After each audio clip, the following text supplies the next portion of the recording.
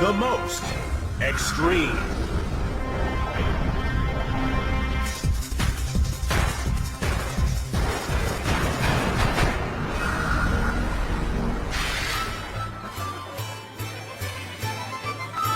A healthy human eats about a half a ton of food each year.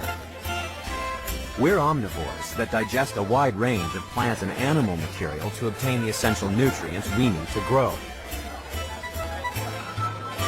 But no living human could survive for long if they drank nothing but blood.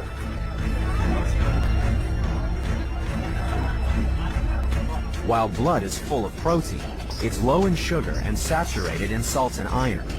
That's why only a select few animals have found adaptations to survive on a blood buffet. Our countdown begins with part-time vampires before venturing into the horrifying world of those creatures that can only feed by going straight for the jugular. Our first bloodsuckers can fly just like Dracula, but these vampires aren't bats, but birds. These feathery fiends are found on the islands of the Galapagos. No seabird is safe from the vampire finches.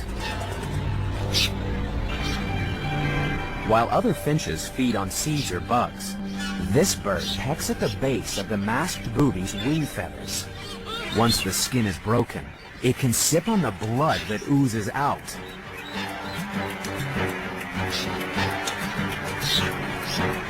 Other vampires queue up behind the booby blood bank. The finches of the Galapagos were made famous by Charles Darwin as evidence for his theory of evolution.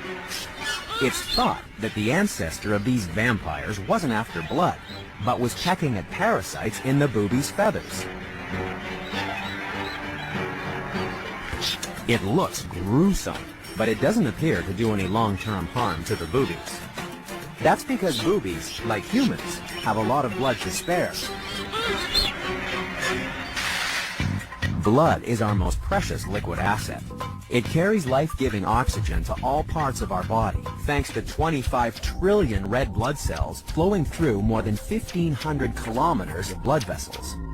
The average-sized body contains about 5 liters of blood, which is pumped around the body thanks to the tireless activity of the heart. On a typical day, it will circulate more than 13,000 liters of blood.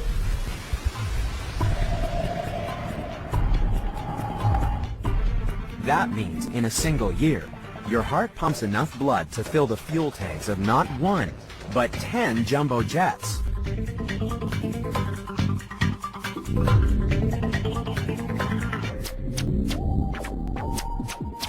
Each day, our bodies produce over 200 billion red blood cells, which is why we can afford to give a little of our blood away.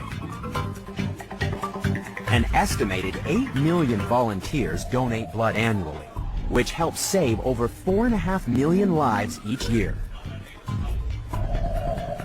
But it's not just humans that require blood transfusions. Meet Kayla, a 4-year-old golden retriever. She's severely anemic because a mystery illness her body to attack her own red blood cells. Luckily, her owners have taken her to the Ryan Veterinary Hospital in Pennsylvania, where more than 28,000 animal patients are treated every year.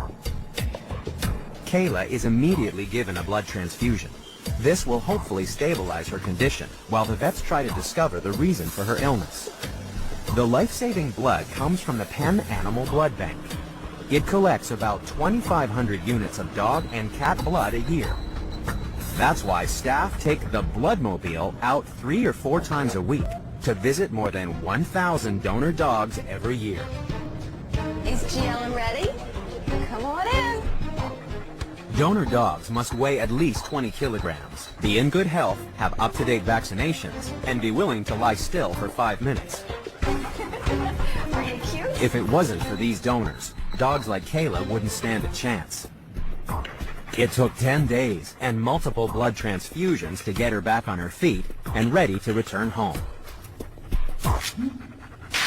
But back on the Galapagos, the vampire finch makes use of the masked booby as a mobile blood bank. The finch uses the blood as a dietary supplement to help it survive during long periods of drought. And that's why the vampire finch is only number 10 in the countdown. As a part-time bloodsucker, it's no match for the die-hard vampires that could drink Dracula under the table any day.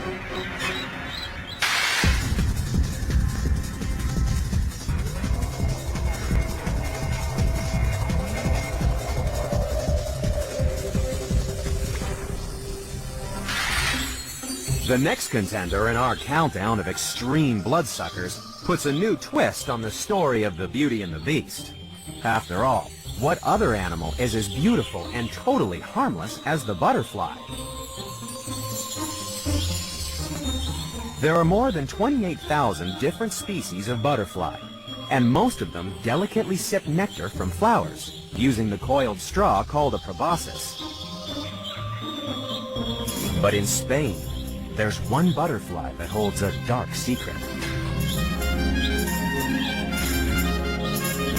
The madronio butterfly has a thirst for blood. This vampire butterfly is number 9 in the countdown because in addition to sipping nectar from flowers, it drinks the blood of dead animals.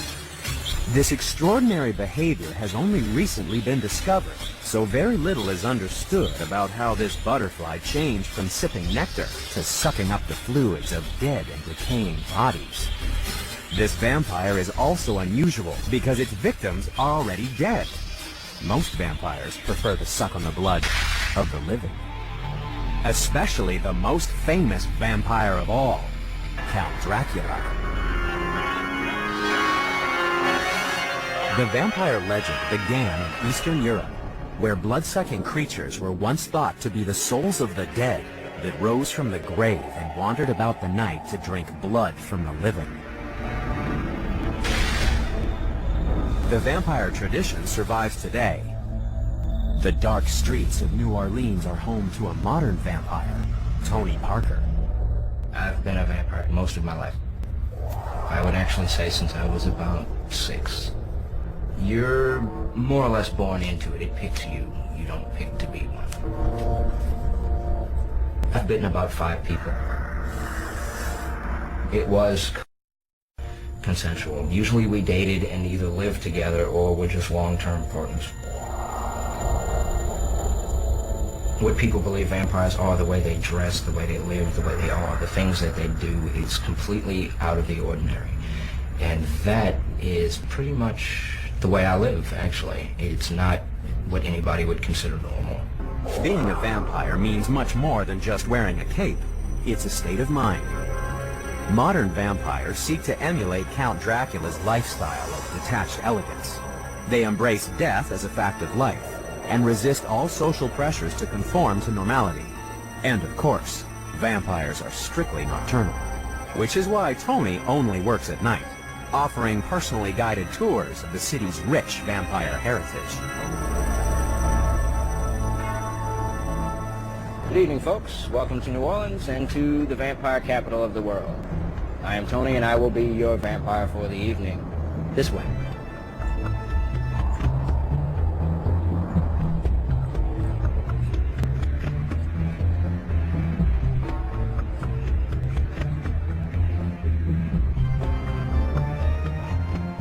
The highlight of the tour would have to be the ending. Once we've finished and we've told everyone the stories and the facts and the history, the looks on their faces, some are shocked, some are amazed, some are appalled, and some of them are so intrigued that we know that they're going to be back. And those may be the ones that are what we are. They just don't know it yet. It's hard to know what it would take to become a vampire. After all, who would have believed that something as beautiful as a butterfly would develop a craving for blood?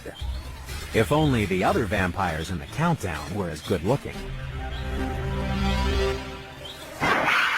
Our first 2 contenders have barely dipped their toes into the blood-sucking lifestyle, because coming up is an animal that knows all too well that blood is thicker than water. And later, we'll discover a bloodsucker that's a real pain in the neck. That's coming up on The Most Extreme.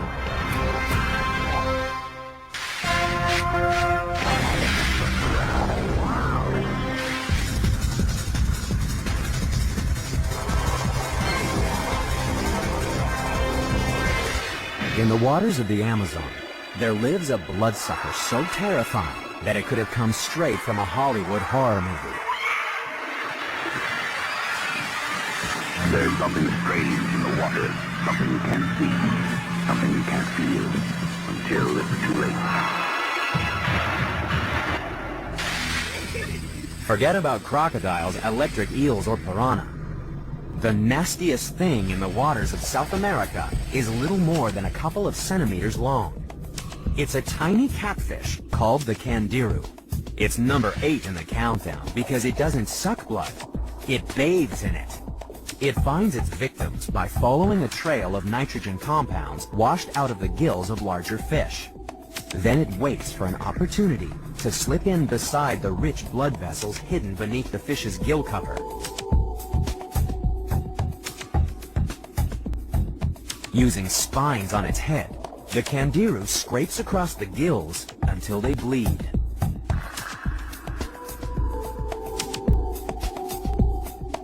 It only takes a few minutes to drink its fill. Then it wriggles out to sink to the bottom of the river to digest its meal. But what makes this vampire really scary is that the nitrogen excreted by fish gills is very similar to that found in human urine. This can confuse a candiru, leading to a painful case of mistaken identity. This fish was surgically removed from the inside of a human urinary tract.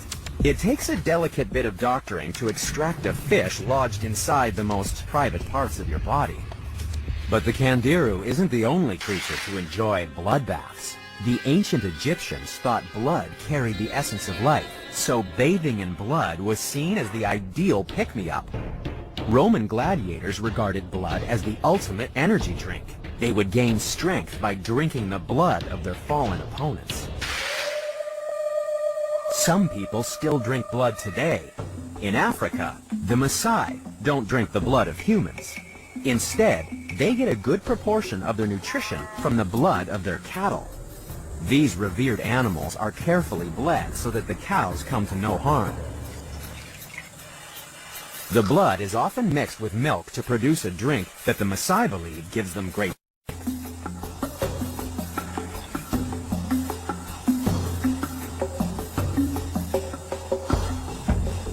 A bloody milkshake may not be to everyone's taste, but to the Maasai, blood is just another renewable resource and a valuable supply of protein.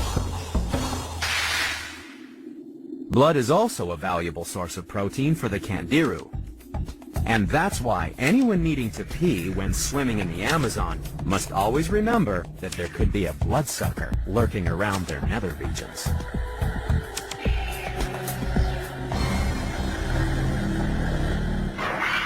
So far, we've drunk like fish and met a bloody butterfly. But still to come, we'll discover the real reason that vampires have fangs. And what bloodsucker causes one of the biggest migrations on the planet? Find out next on The Most Extreme.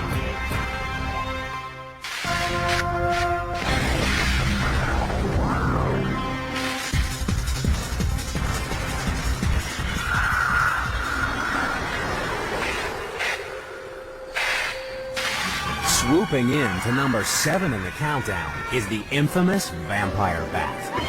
But you won't find these bloodsuckers in Transylvania. Real vampire bats are found in South and Central America. They prefer working with cows instead of Hollywood actresses. There may be much less screaming, but there are other unexpected health hazards. You can get buried in your work. Literally. Vampire bats have unique heat-sensitive pits in their nose, which means that they can find where blood is closest to the surface. Then, they'll lick the skin and shave off an area of hair before removing a small plug of flesh with their sharp incisor teeth. So if real blood-sucking bats use their incisors for biting, why are human vampires always shown with enormously long canine teeth? Strangely enough, the answer has nothing to do with drinking blood. Humans, like vampire bats, would open a vein using their incisor teeth, which are sharp for cutting up food. Writers described vampires with large canine teeth because, as primates, we're hardwired to be scared of fangs. An open-mouthed fangy snarl is the classic sign of aggression for gorillas, chimps, and humans. So if you're in New York City and want a smile that would make Dracula proud, take a trip to Halloween Adventure in the Transformatorium. Hi, have a seat. Here, customers can find everything they need to release the vampire within, according to Syrian Orion. They come in, they have an idea of what they believe that their inner vampire looks like. And it's our job to get to know them, know their face, know their mouth structure, so we can create the perfect match for how they look. Something's not too long, not too short, something's very prominent, but not overbearing. You want an immortal, came out a vampire.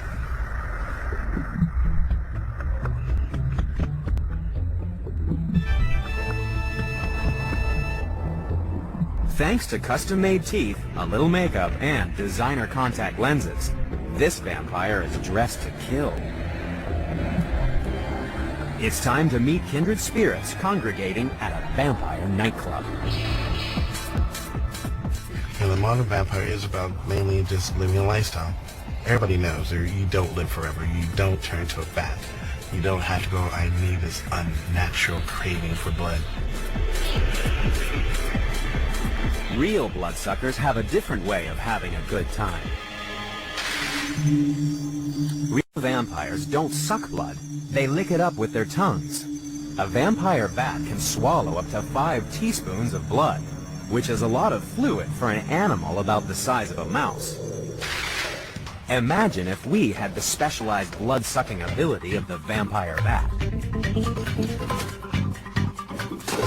We'd be able to drink our own body weight in blood every day.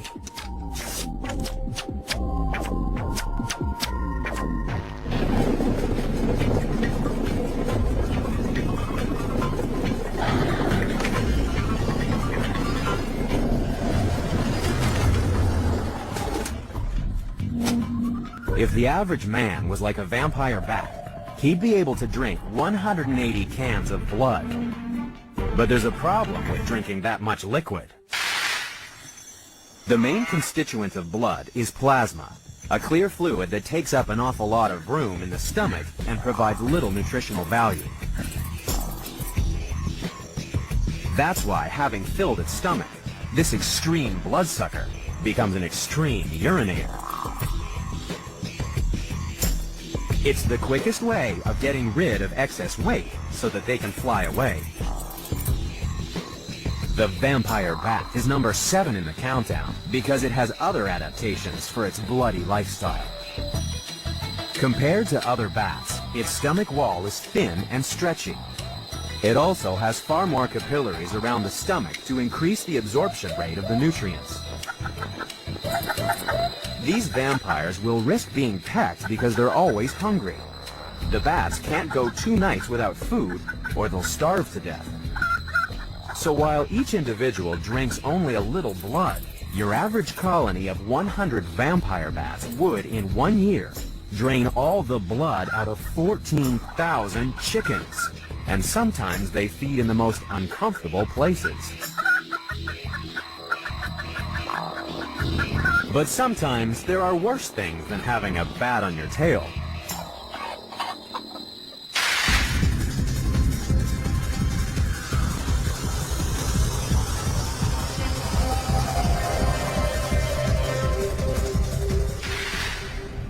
The next contender in our countdown of extreme bloodsuckers really has a nose for trouble.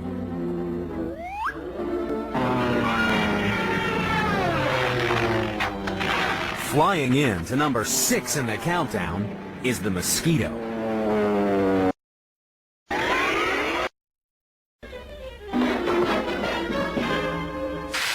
Most of the time, male and female mosquitoes feed on sugars from plants. But when the female wants to breed, she needs blood.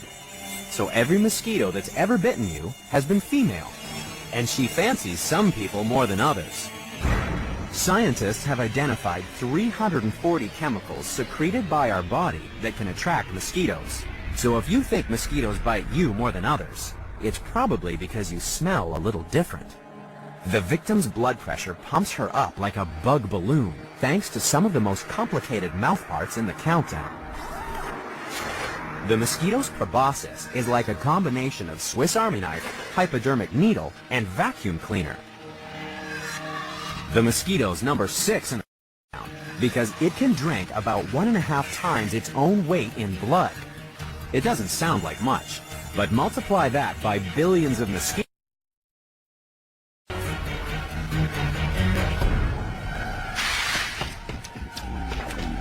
Imagine being surrounded by a swarm of bloodthirsty females.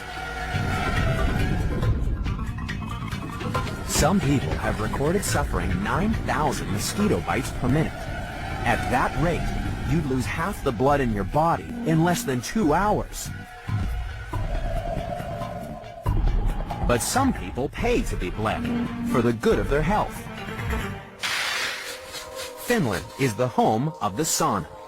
For thousands of years, people have used these steam baths to cleanse and heal the body. And in some places, you can still experience the safe, modern version of a very ancient practice. There was a time when doctors from Asia to Europe would treat everything from headaches to constipation by letting out a little blood.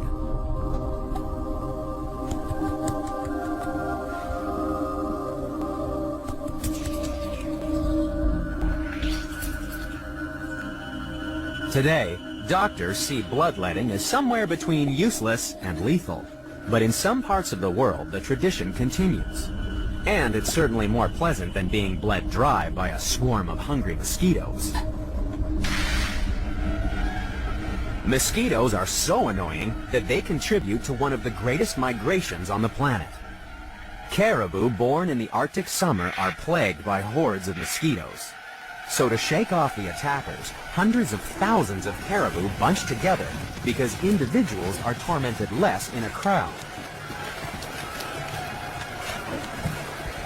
When the insect plague is at its worst, the caribou herds are constantly on the move and can travel up to 60 kilometers a day, further than at any other time of the year. Being mustered by mosquitoes may be annoying, but at least you can hear them coming to get you, unlike our next contender.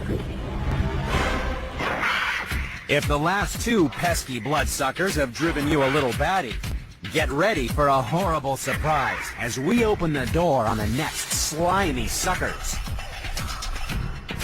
And later, we'll discover a bloodthirsty assassin that strikes in the night. That's coming up next on The Most Extreme.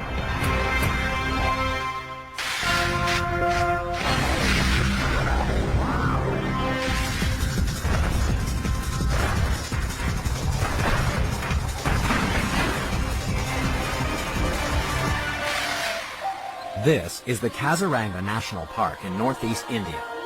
Protecting this wildlife sanctuary is a dangerous job for the patrolling forest guards. They're constant attack from the animal crawling in to number 5 in the countdown, the leech. These little suckers are armed with an incredible array of senses. Their bodies are covered in light-sensitive cells, which makes them experts at detecting moving shadows and dropping onto anything below. If they don't score a direct hit, they'll follow you by lurching along your scent trail. They have a good incentive, since leeches can go for 6 months between meals. The warmth of the victim's body guides the final part of the leech's voyage.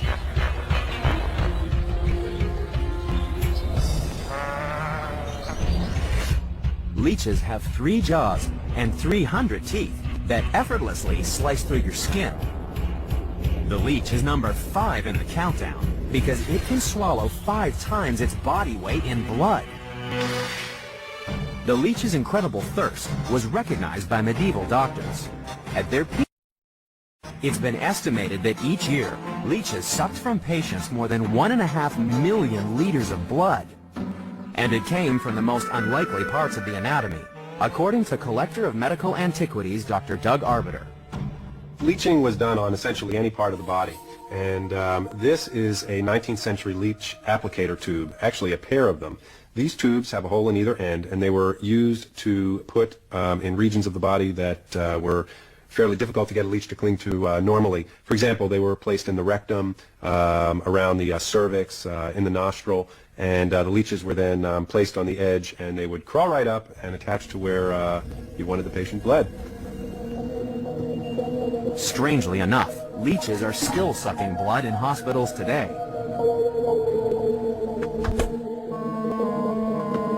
Here at Tampa General Hospital, these medicinal leeches are going to be put to good use on patients recovering from microsurgery.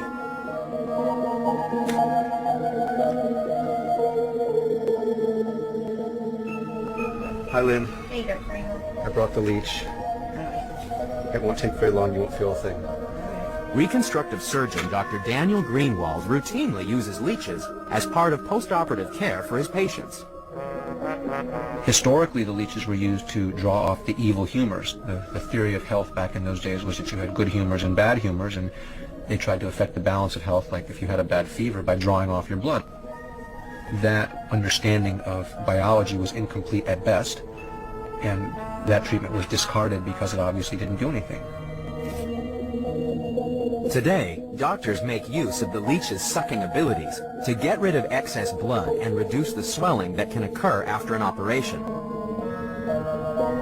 There we go. In the modern era, we use leeches to help with reconstructive surgery where more blood is coming in than can get out, and that leads to what we call congestion. We need to get that blood out of there so it doesn't clot and it doesn't poison the tissue. Leeches offer us the perfect opportunity to do that. A hungry leech actually promotes healing. By reducing the congestion of pooled blood, it allows fresh, oxygenated blood to reach the wound until normal circulation is restored. I think this guy is done, Lynn. I'm going to pull him off, and then we'll have you hold some pressure with the guard. The nurse comes and puts a dressing on you, okay? Okay. Okay, you shouldn't feel a thing. While not everybody may like the idea of having a blood-sucking worm on their body, it's still a remarkably effective way of saving an appendage.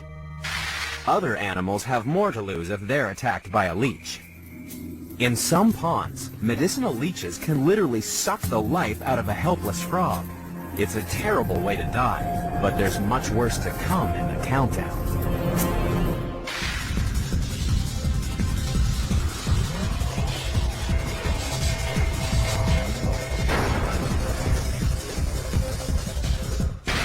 When the sun goes down in South America, an assassin goes to work. An assassin bug. This predatory insect sneaks up on its victims as they sleep in a Venezuelan chicken coop.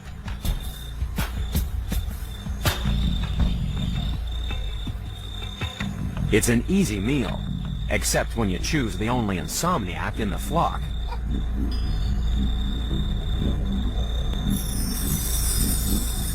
That's why some assassins choose an easier target. Even in complete darkness, the bug can pinpoint where to bite because it's equipped with precision heat sensors. You feel nothing as it drives in its long proboscis because it's coated with an anesthetic. Anti-clotting chemicals keep the blood flowing as contractions of its abdomen suck fluid from your body. Lots of fluid. The assassin bug is number 4 in the countdown because it can drink more than 6 times its own body weight in blood. Yet the assassin bug isn't the only secretive bloodsucker in Latin America. Since the 1950s, there have been reports of a vampire-like creature that kills goats and chickens. Usually there's no evidence of a struggle, just 2 or 3 puncture marks.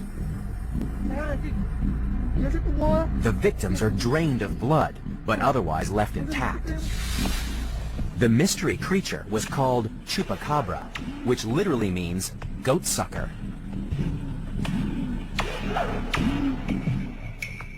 The chupacabra is now famous, joining other celebrities of the paranormal world like Bigfoot and the Loch Ness Monster. People are fascinated by the mysterious murders. And until there's a convincing explanation for the deaths of so many animals, there will always be believers in the chupacabra. You may think the assassin bug is just too small and too secretive to be scary, but you might have a different opinion if you watched it spend 30 minutes drinking blood from your finger. Forget about awful assassins and lousy leeches. There are bloodsuckers coming up in the countdown that have come straight from your worst nightmares. How much you clean up the house. There's one animal that's just bursting to get under your skin. That's coming up next on The Most Extreme.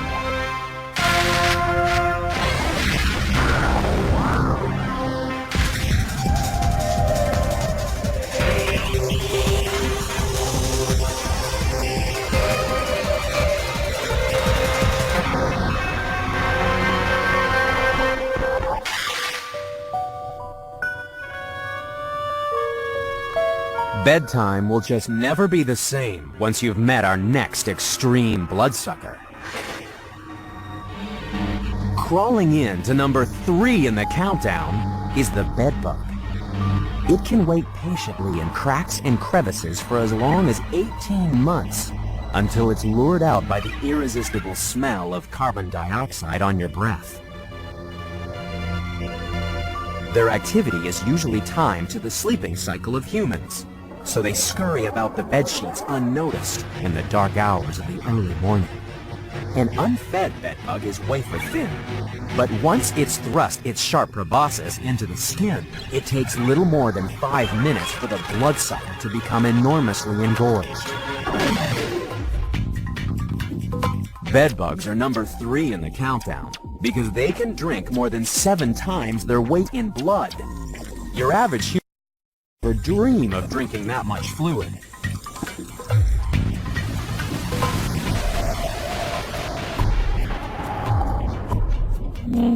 It would be the equivalent of chugging back about 450 liters of blood. That's enough to fill 7 kegs.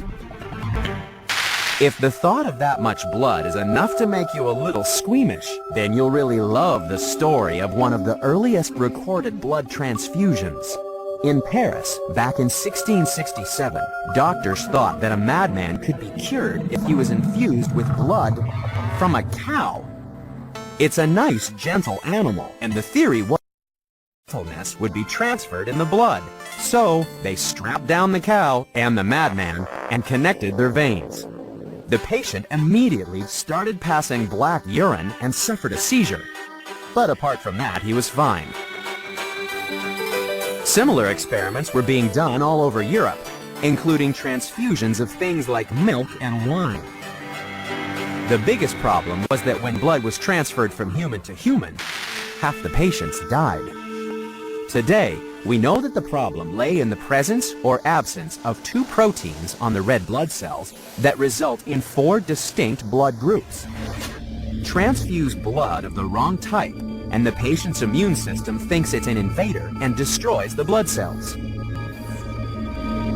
That's why transfusions were just as likely to kill as cure. But the bedbug has no such worries because it will happily feed on any blood type, just like our next contender. So when you go to bed tonight, sleep tight and don't let the bedbugs bite.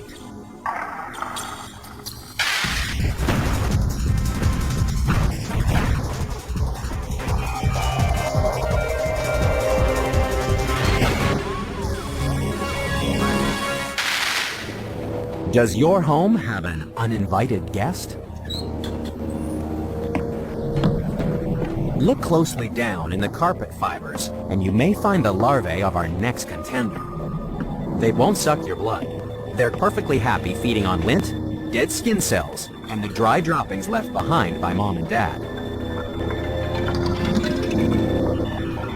Eventually, it will spin a sticky cocoon that picks up dirt and debris to make a perfectly camouflaged bunker. It can lie here dormant for a year or more, waiting for a host to arrive. Then, vibrations on the floorboards signal that it's feeding time. for the animal that's number 2 in the countdown. The flea has very limited eyesight. Instead, sense organs on its antenna detect movement and increased concentrations of carbon dioxide that signal that a host is nearby. Then, it's time to show why, relative to their body length, fleas are the best jumpers on the planet. A flea can jump 150 times its body length. That's like a human leaping over 200 meters. But the flea is number 2 in the countdown because its blood-sucking abilities are just as impressive.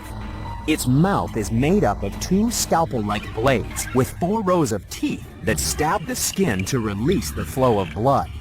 And the flea keeps on biting long after its hunger is satisfied. It uses the excess blood to make tasty droppings for its larvae to live on in the carpet. And since the flea is feeding for its family, it can end up drinking 15 times its own weight in blood. No wonder we've looked for ways of getting the bloodthirsty flea out of our houses. And our best weapon is the vacuum cleaner.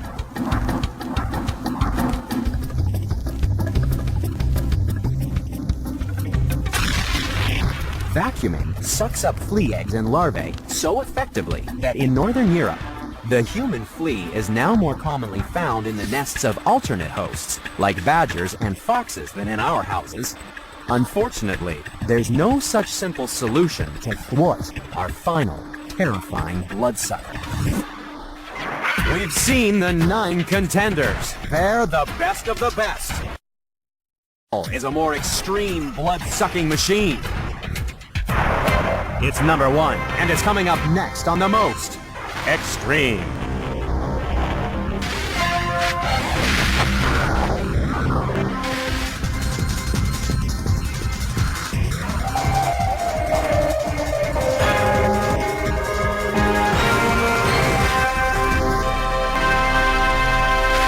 The animal at number 1 in our countdown of extreme bloodsuckers is one of the world's most annoying creatures.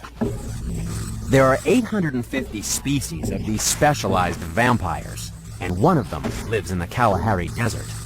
It's been waiting for 4 long years, buried in the sand under the shade of an acacia tree. It's just a matter of time until a large mammal uses the tree as a sunshade, and that's when it launches its attack. Scuttling in to number 1 in the countdown is the tick. This tampan tick is an 8-legged relative of the spider with an incredible lust for blood. Some species may only be a few millimeters long, but they will crawl more than 18 meters as they run down their host. Like all its kind, the tampan tick tracks us down by following a trail of carbon dioxide, ammonia, and body heat.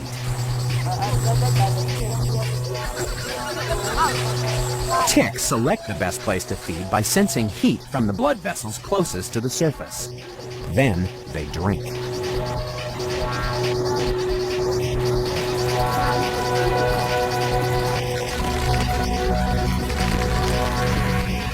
The tick is the most extreme bloodsucker in the countdown because it can drink 600 times its body weight in blood.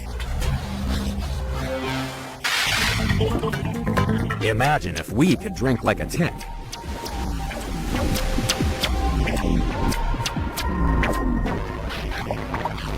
We would need to swallow the contents of a swimming pool. That's more than 38,000 liters of blood.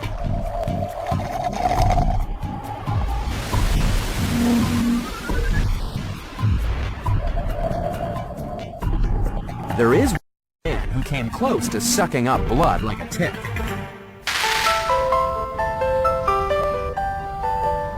Paul Montague set an unusual record in London back in 1999. He almost broke the Bank of England, the blood bank. The story begins when Paul was out on his bicycle. He stopped for a red light, but a truck in the same lane didn't. Paul was so badly crushed that he was losing a cupful of blood with every heartbeat. A human can only lose about 2 liters, or 40% of the blood in the body before it shuts down. But luckily, help was at hand. Doctors kept Paul alive by pumping in blood. Lots of blood. By the time doctors managed to stop the bleeding, Paul had received more than 200 liters of blood. The story has a happy ending because Paul survived his ordeal and even married his nurse. Those bitten by ticks are usually not so lucky. Even the king of the beasts falls prey to the most extreme bloodsucker in the countdown. The lion's only defense against ticks is its tongue, because if a tick finds a spot that can't be licked, it can latch on for several days. In addition to mouth parts that are like barbed hypodermic needles, some ticks have salivary glands that secrete a cement-like substance which literally glues the feeding tick in place. Only when its body has expanded to several hundred times its normal size will it dissolve the cement holding it in place and drop back to the ground to digest its extraordinary meal.